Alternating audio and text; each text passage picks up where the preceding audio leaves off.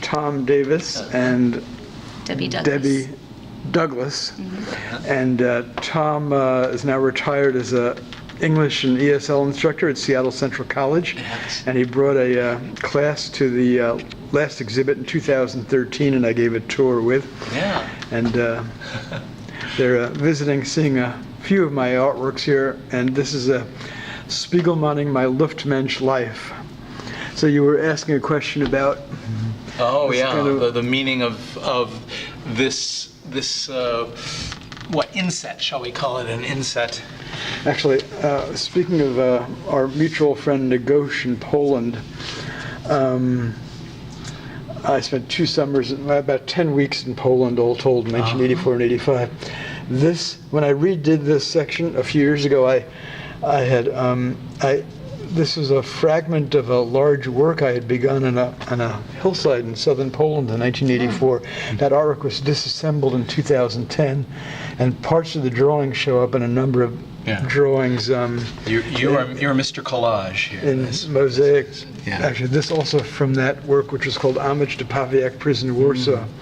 So, since I turned the camera on, would you like to read this? Oh, absolutely. It says, "The pain of rejection, when dignity is stripped bare, when a bona fide Jewish coronary with chicken heart omelets fried in olive oil would be so groovy.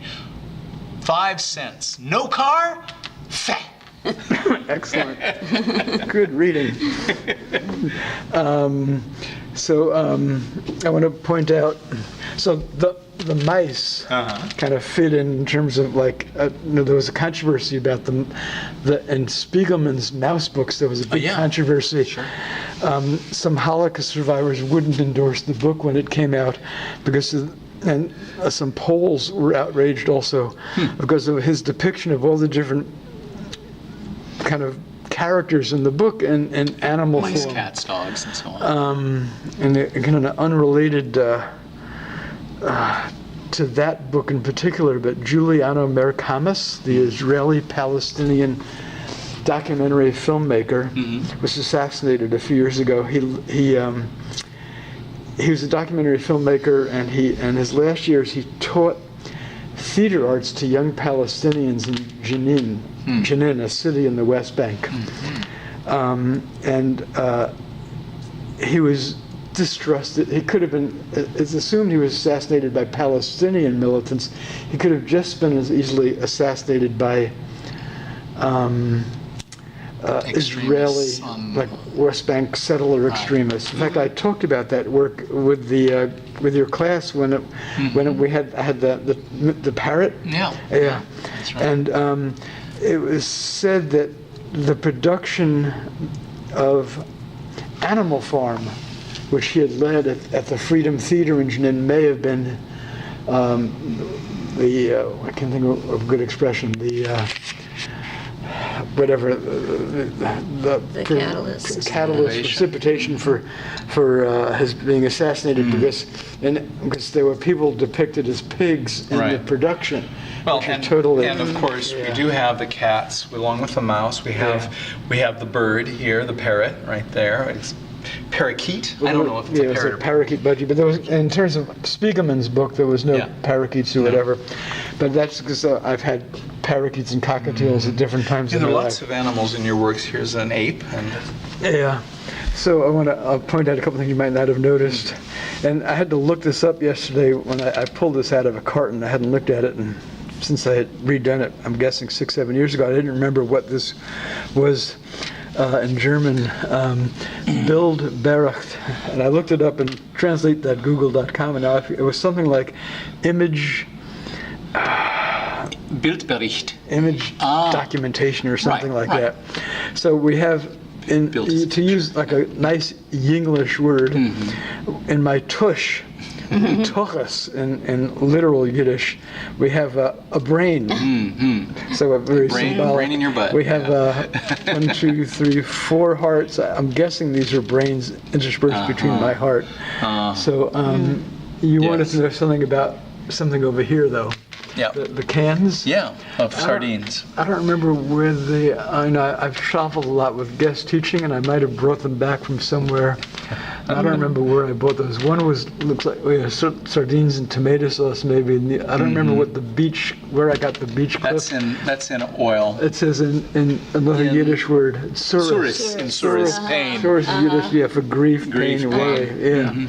Now, who's this guy? This is an uncle of my mother, who my mother didn't know. He was born in a village outside of Białystok, a large city in northeast Poland, whose population was half Jewish before 1939. Most of Białystok's Jewish residents were murdered.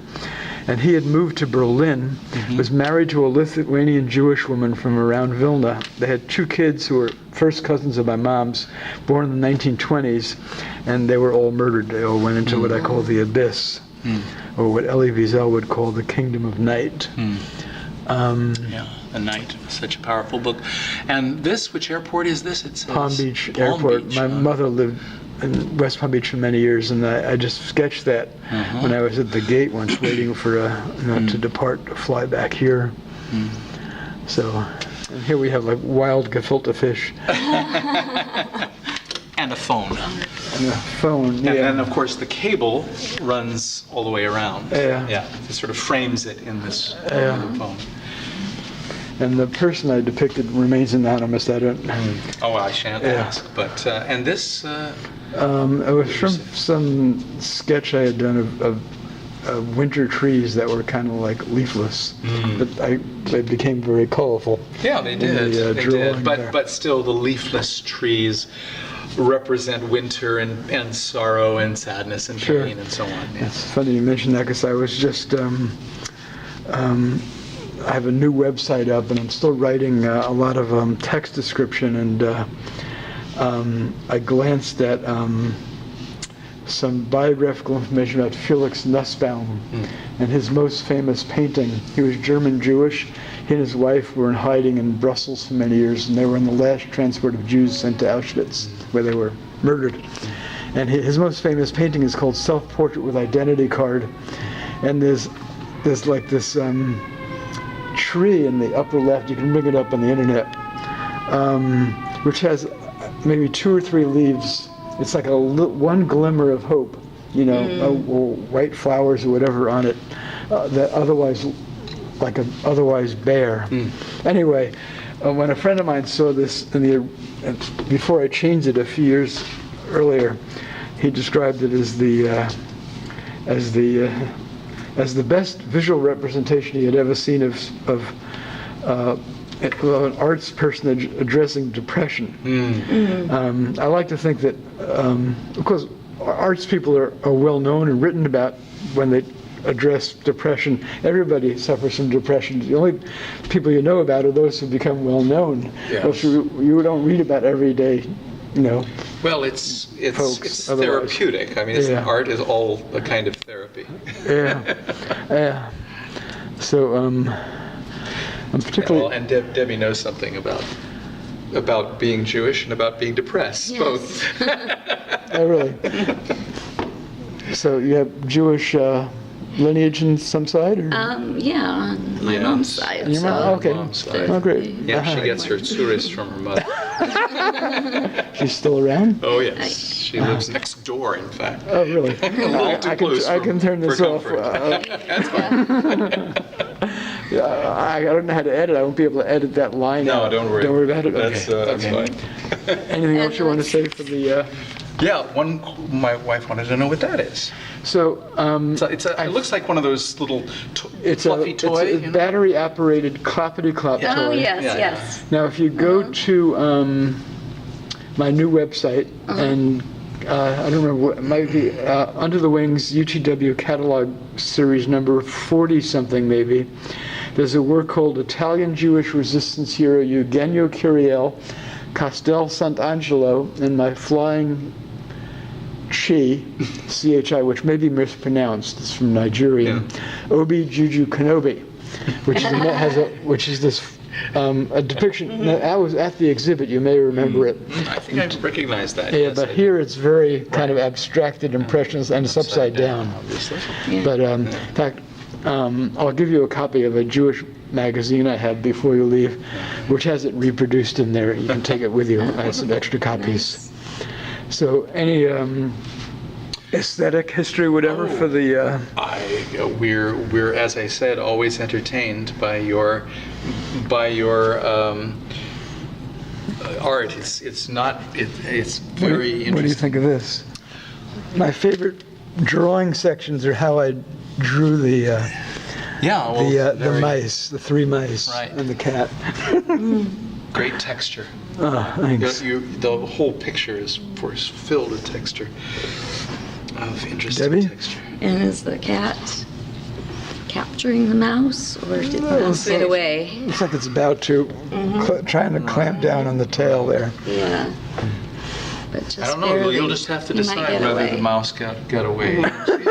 she's kind of I think a little bit of a pessimist, but then she would just say, "Oh, I'm a realist," right? But clearly, there is the possibility that the mouse got away.